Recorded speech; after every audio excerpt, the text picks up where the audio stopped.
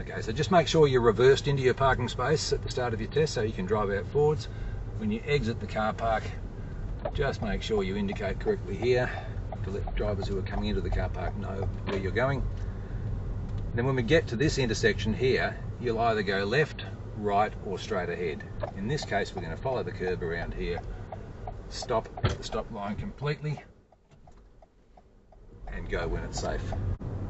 Now, if you've turned left out of the licensing centre, the first place you'll come to is this set of traffic lights down here. We can be in either lane here. There's always a green arrow here, so even though we've got a car in front of us turning right, we won't be held up by them because they'll always be able to get around on the green arrow. Okay, so as we drove down to this traffic light, it went from 1 lane to 2 lanes. As we drive through the traffic lights, there is a merge point and it goes from 2 lanes back to 1 lane. So when we get here, we check our blind spot. We don't indicate from the right-hand lane because we weren't diverging at all. Now coming down here, past this busy area near the Joondalup shops, we don't do the speed limit down here. We do a reasonable speed of maybe about 30-35 k's, just to take into account the fact that there are pedestrians and lots of parked cars in that area. After you get around this bend, the road opens up a bit, you can get back to a more reasonable speed closer to the speed limit. Try not to drive right on the speed limit, just do a couple of k's under, because that removes the danger that you're going to stray slightly over the limit. Now we're going to turn right here. There's no arrow here at these lights, so you're turning right, and there could be traffic coming from the other side on a green light as well. In this case there's no traffic to contend with, but you do need to be good at turning right at intersections that don't have arrows.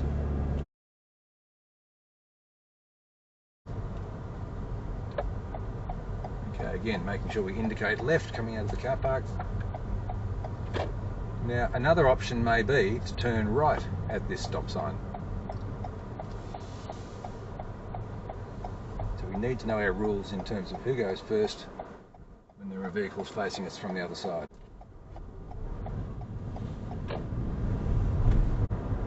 And we're going to turn left at the roundabout. Now we don't indicate yet because there is a laneway just in front of us. We get to that laneway, now we indicate. If you indicate too early,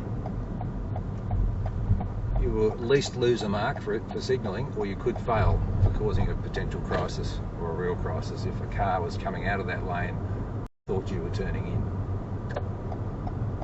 Okay, we'll turn left here, just cut across this solid line because that's the optimal path around the corner. And heading up Reid Promenade, heading west. Now there is a give way sign here, so we're on the minor road, the other road is the major road. We can't see right and left as we approach, so we have to slow right down. So you'll be going through the intersection at a very, very slow speed. If you go anything that's mildly dangerous, the assessor is likely to intervene and apply the brakes or tell you to slow down. Intervention means failure.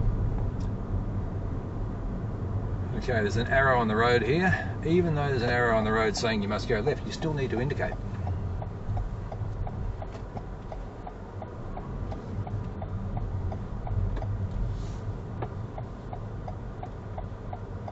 And we're going to turn right at this traffic light.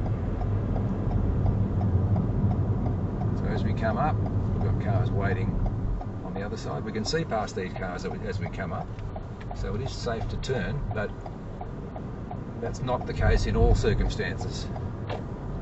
We were only able to see them because we were approaching and having a look as we approached. If you were sitting there waiting to turn right with that large vehicle opposite, it may be that you have to sit there and wait until it's safe.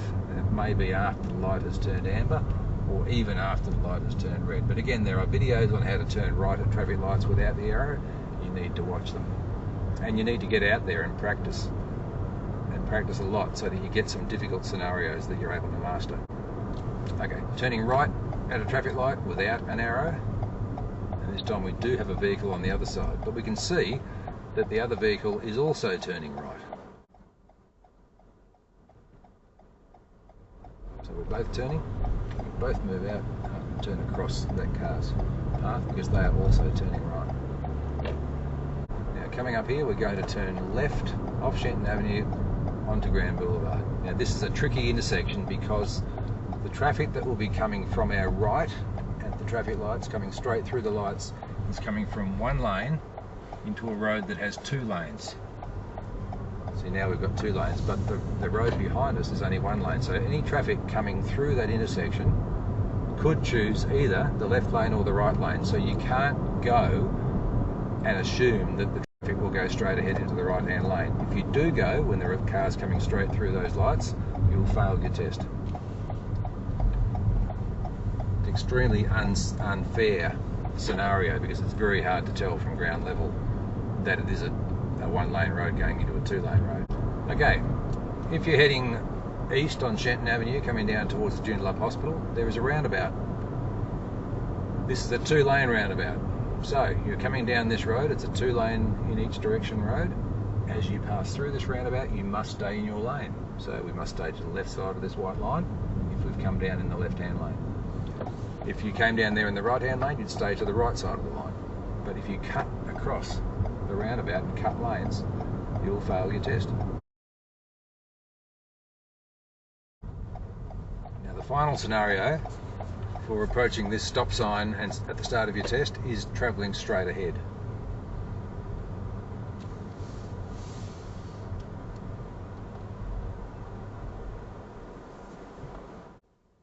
We're waiting for all the traffic on the main road, and we have right of way against any vehicle on the other side there because we're travelling straight. Now at this roundabout we're going to turn left, and then we're going to take the first street on the right.